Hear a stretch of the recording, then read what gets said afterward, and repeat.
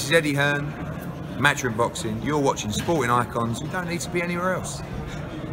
Alright everyone, I hope you're all doing well. If you're new to the channel, welcome. Click that subscribe button. You're going to love it over here. It's brilliant. And of course, if you're already a subscriber, big up to you, of course. Now, on this video, I want to talk about the view that I take from Anthony Joshua in his handling after losing to Andy Ruiz Jr. Now, I just got finished watching nearly an hour-long interview on Sky Sports, which you can find in the link below in the description box. It's free, it's here on YouTube, of course, where he gives his overall thoughts, and big up Anna Woolhouse for asking a lot of very, very good questions. Of course, there are some questions that I would love to ask as well, or I would love to know. But overall, it's a very, very good interview and quite in depth. Now, for Anthony Joshua, it's business as usual. And that's my overall thoughts on Anthony Joshua. And I'm not surprised. And I'll tell you why I'm not surprised. Because for a long time, Anthony Joshua said, but all those people who are with me now, all the supporters, etc., are they all still going to be with me when I lose? Because he said, at some point, I'm going to lose. I've also said this to you guys. At some point, he's going to lose. And don't be surprised if it's against somebody who you don't expect him to lose against. Okay, and many of you guys know with Andy Ruiz Jr. I've spoken to Andy Ruiz Jr. quite a few times, and I was actually trying to help him get the big baby Jaron Miller fight at one point. And Adam Kalnaki, Luis Ortiz, I was helping him with just like little bits of promo on that, I suppose you could say.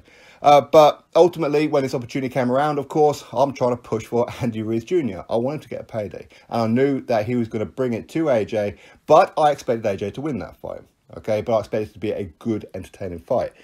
But I was interested in his mindset, Anthony Joshua's mindset, after taking a loss, which is, if you guys look at every time he has a fight, of course, he racks up win after win after win. Ever since his 15th fight, he fought Dillian Whyte, who was undefeated at the time, and now #1 in the WBC, a guy that the WBC champion, Wilder, is avoiding at all costs, okay?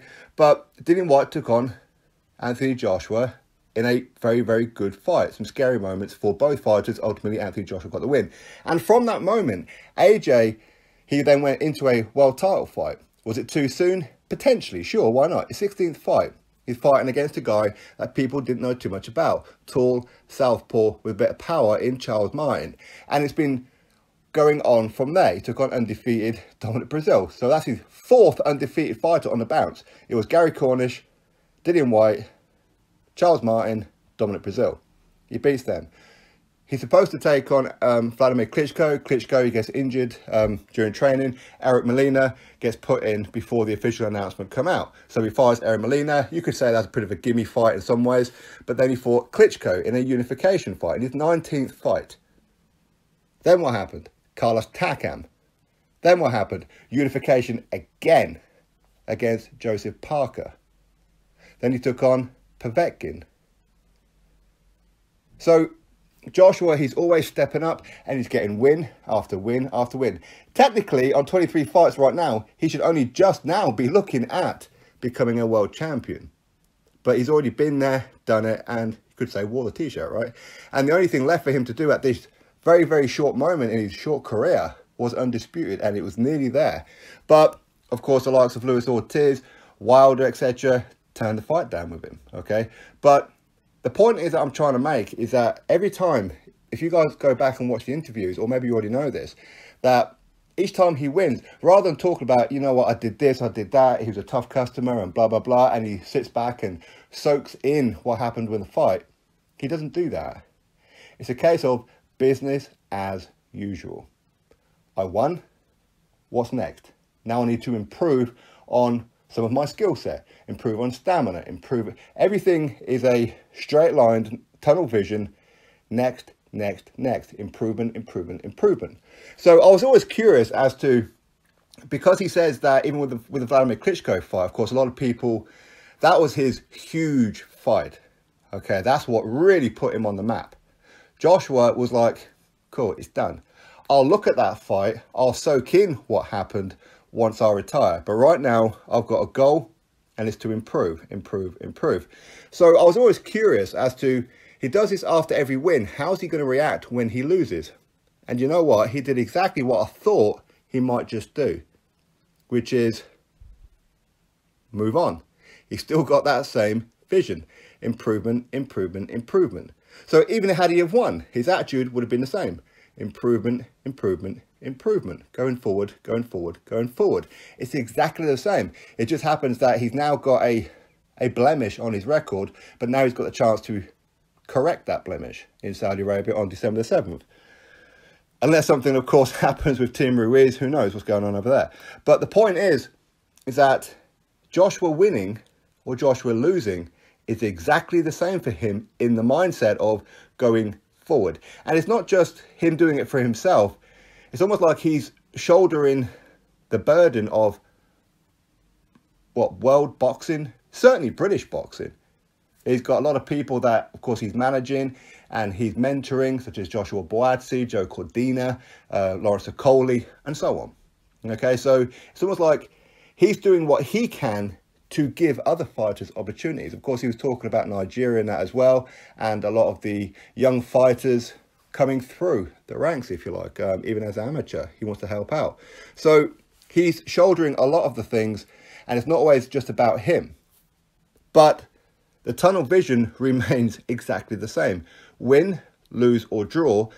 This is where I am, or sorry, this is where I was. That's where I want to get to. I'm still on that track. Just at the minute, I've just taken a bit of a left turn. But it's going to take one more fight to get back on the track again. That's all it is. But in some ways, I know AJ won't necessarily agree with what it is I'm saying here. In some ways, it's almost a bit of a blessing that he's taken a loss.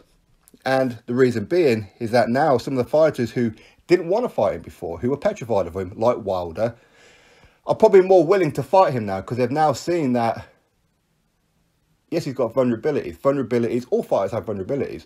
But with Joshua, it's a case of they think he's got a vulnerability, but they're not quite sure. Because he's been taking on the best after the best after the best. Okay, people may want to call Fury the best or Wilder the best or whatever it may be, but these guys haven't fought him, so we don't know. But the thing is that with Joshua, he's been taking on excellent opposition, very, very good opposition. Povetkin was a hell of a step up, but it happened to be that Andy Ruiz Jr., did Joshua overlook him? I think so. I think he overlooked him. I think that there was too much talk about Wilder, too much talk about Fury, all that kind of thing. And he's a human being. You see, you have to remember, he's not a machine. He's a man, much like Drago was, right? Where he's going to have vulnerabilities. He's going to have moments of looking into the sunset rather than looking at what you have right now, which is a task at hand, Andy Ruiz Jr. He may not look the greatest in the body, but he's a very, very good fighter. He's an excellent counterpuncher and as brave as a warhorse. Okay? Now, I'm not saying that he totally overlooked him and just totally dismissed him, not at all. But I'm saying that he's seen Andy Ruiz Jr. as a formality. But sometimes you need that wake-up call. And the wake-up call makes you a better fighter. Again, AJ may not necessarily agree. Having a loss in your record, as he said before, he doesn't condone a loss. But ultimately, the goal is still the same. Quite what that goal is, I'm not entirely sure. I'm not entirely sure if Joshua knows entirely what the goal is. All he knows is there's a target and there's going to be bumps and hurdles along the way. But when it's all said and done, when he retires, when he's what, 35, 36, maybe 38, we don't know. That's when he needs to look back and go, did I achieve what I wanted to achieve? Was I a hype job? Was I good enough? He's already made the money, we know that much, but it's not always about money. When you've already got money, what's really the motivation? The motivation is to keep on winning, keep on progressing, and that's exactly what he's done. So it's business as usual for Anthony Joshua. Even if he beat Andy Ruiz, what would people say? Oh, well, you're supposed to have beaten him. And he'd have got no credit for it. So it's always about moving forward. He may not always get his way, but ultimately, when it's all said and done, will he reach his target? A win is a win, a loss is a loss, a fight is a fight. But the target remains exactly the same, which is why I said business as usual for Anthony Joshua. Win, lose or draw. Don't get me wrong, if he starts notching up a couple of losses across 2 or 3 fights, sure, maybe he's taking one hell of a detour off of the final target. But right now, one loss, all fighters take a loss. And any fight that doesn't take a loss they've been carefully planning their career and haven't quite been stepping up. That's what I've always said. The O on the record is far more valued than what it really should be. But anyway, business as usual is my conclusion, and it's no great surprise to me. It won't be any great surprise to many of you guys as well. But anyway, listen, that's my thoughts on it all. You drop me yours. Click thumbs up, subscribe. Catch you all on the next one.